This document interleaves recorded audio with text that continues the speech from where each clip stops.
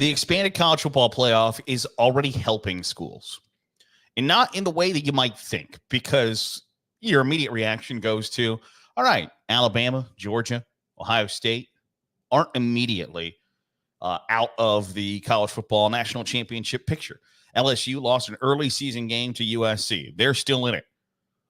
Georgia, Alabama, Clemson, Tennessee, Notre Dame are all still in the picture and still in the hunt to make the college football playoff.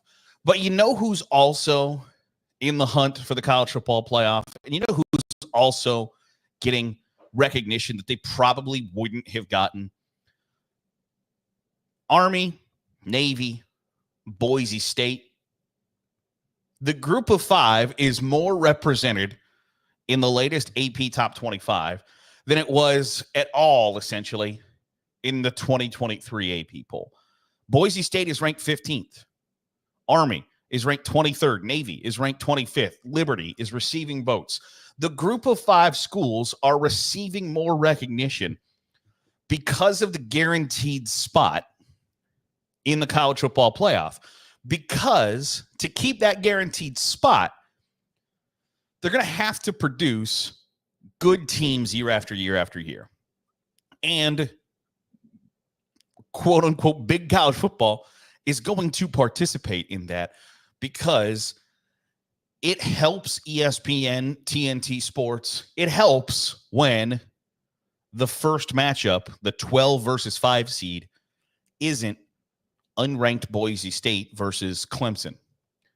It's 14th ranked Boise State or 12th ranked Boise State. If you make it appear as if Boise State or Army or Navy or whoever secures that spot, and whoever does that is going to have a really high win total. They're going to have 10 or 11 wins, or maybe 12, 13 wins. When you are already in the top 25, when you get to the top 25, it makes people pay attention more to your games during the regular season to begin with. Because when you have that number, when you're scrolling through the Score app or your ESPN app or whatever the case may be, when you are looking through what to watch and you see number 23 Army versus East Carolina, that catches your eye much more than Army versus East Carolina. It does. It's undeniable. You can't look through that and go, okay, Navy at Charlotte.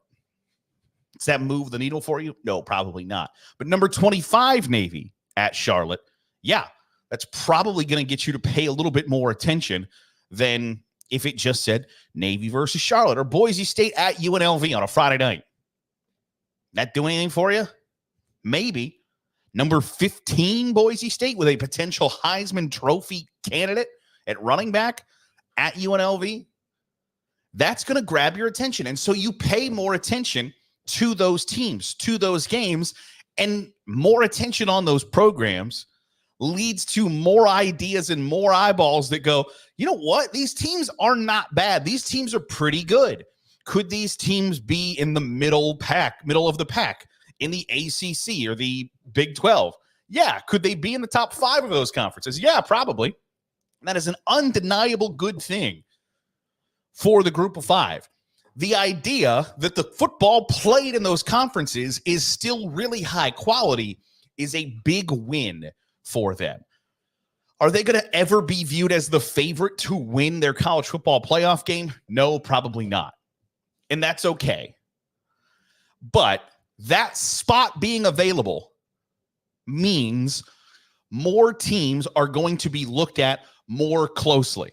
When it was just one spot in the New Year's Six, and who really gave a crap if the worst qualifying team for the Fiesta Bowl or whatever played Liberty or played Boise State or played Northern Illinois or whoever made that spot? Are you really under a microscope? No, not especially. But when you get to an expanded 12-team playoff, every single position is under a microscope. And it's going to be that much more magnified when there's only one spot available. There's not going to be a ton of arguments for spots 1 through 11, right? Like if you go 9-3, you only got yourself to blame for why you didn't get spot number 11. But spot number 12, when there's only one only one chance for one of the 70 group of 5 schools to be in that spot, it's going to be scrutinized. It's going to be looked at really, really closely. And so it's going to be dissected. It's going to be diagrammed. It's going to be figured out who deserves this spot. And when you have to know that that is where we have to get to, that the end goal is we have to put the best team, otherwise we're going to get chewed out and torn apart.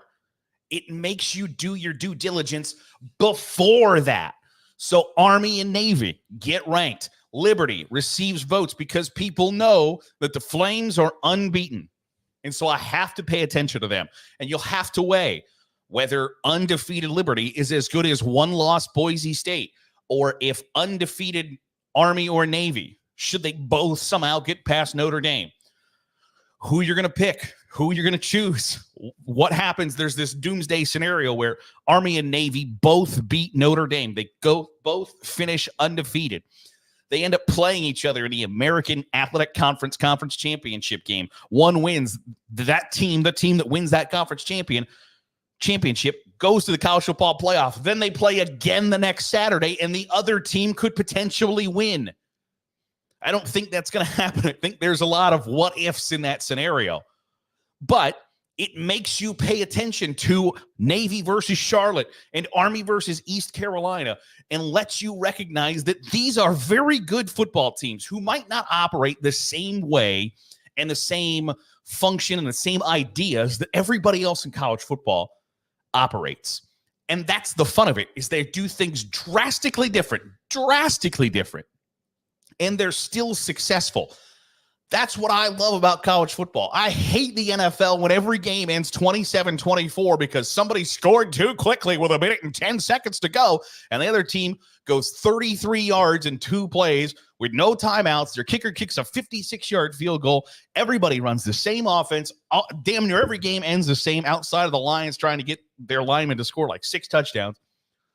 But college football, there's so many different offenses. There's so many different ways to function and ways to operate and ways to be successful. And you see it on display right now. And it's what makes the sport great. It's what makes Army and Navy being in the top 25 and Boise State being ranked 1 spot behind Texas A&M and 1 spot ahead of 6-win Indiana. It's what makes the sport fun. But having extra eyeballs on people outside of the blue bloods, outside of the teams that we know and teams that draw eyeballs, that forces you to watch Army and Navy and Boise State and Liberty and UNLV. That's the fun of it. And more eyeballs on good football is an undeniable good thing for those group of 5 schools. And you are already seeing it pay dividends, because I can't tell you that 6-0 Army and 5-0 Navy wouldn't have been ranked in the top 25 if there wasn't that spot available. But you know what? Vanderbilt and Nebraska are teams 26 and 27. Arizona State is 28. It'd be real easy if you didn't have to have some foresight down the line of who's going to get that 12th spot to just put Vanderbilt, Nebraska, Arizona State in the top 25. And sorry, Army, you're 6-0. You're having a nice season. Navy, you're having a real good year. I know it's the first time you both have been ranked in the top 25 since Lyndon B. Johnson was president or whatever. You're having a nice year. We're proud of you, but we're going to rank Vanderbilt, Nebraska, and Arizona State. And that's not happening right now. And I'm a big proponent of it. I'm a big fan of it, because you know what? If Vanderbilt was to line up against Army, I don't know that I'm choosing the Doors.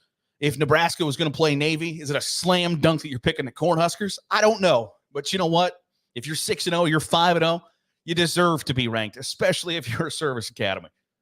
I'm of the belief that Army, Navy, and Air Force should get automatic bowl bids every year, because you know what? Like, who knows what's going to happen to those dudes? So if they want to play in the Belk Bowl or the Duke's Mayonnaise Bowl, the famous Idaho Potato Bowl, by God, let them. But it's what makes college football fun, is the underdog, is the story that you haven't heard yet that is going to come out, that makes you just pumped. And that's what's fun about this to me. And so I'm glad that Army and Navy are in the top 25. I'm glad that Boise State, who played Oregon has every reason to believe they should have beaten Oregon is in the top 15. Because to me, it sure is a lot cooler that the 2 best teams in the American Athletic Conference are ranked rather than the 8th best team in the SEC or the 9th best team in the Big Ten. It's a whole hell of a lot cooler to me that way than the alternative. That'll do it for today's episode of the Daily Huddle. Appreciate you making us a part of your day, however it is, wherever it is you're doing so. Let me know in the comments below who you think is going to be the Group of 5 representative. Is it Boise State? Is it Army? Is it Navy? Is it Liberty? Is it somebody we're not talking about yet? Let me know in the comments down below. If you're watching on YouTube, hit the subscribe button. Make sure you're getting all the great college football content we're pumping out. If you're listening on the podcast feed, drop a 5-star review. It goes a long way in helping out the channel. I'll see you tomorrow for another episode of the Daily Huddle.